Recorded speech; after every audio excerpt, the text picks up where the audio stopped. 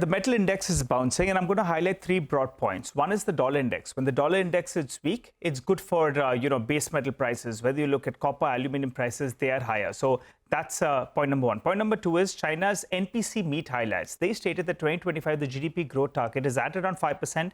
The budget deficit they are talking about is around 4% of the GDP, which will be the highest in the last decade, indicating there is likely to be more stimulus in the works. They also went on to say that they will encourage private investment, and additionally, they are guiding for more private capital to participate in major infrastructure projects. So put all this together, that's positive commentary coming in from China on their economy. They also mandated that steel output cuts to attempt to ease the massive glut that we've seen.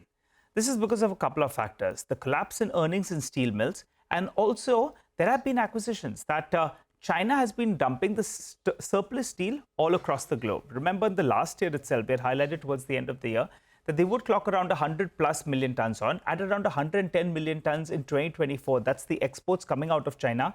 That was the highest we saw in the last 9 years or so. Now, the market is speculating that as much as 50 million tons of output of steel could be chopped off.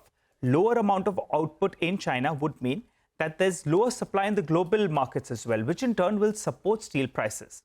That's about the China piece. Good commentary with regard to boosting the system and potentially reducing steel production. And point number three is the domestic piece. That includes optimism on the levy of duties on steel imports. The street has been waiting for that. And quarter four seasonally strong, right? And that's why the street is working with EBITDA per ton to expand by around 1,000 or 1,500 rupees per ton, because input costs are well behaved, prices are mildly higher, and you'll have operating leverage as well that will play out. So put all this together, the metal index is doing well in today's trading session. Softer dollar index, better commentary coming out of China, which is supported for the global metal space itself, including ferrous.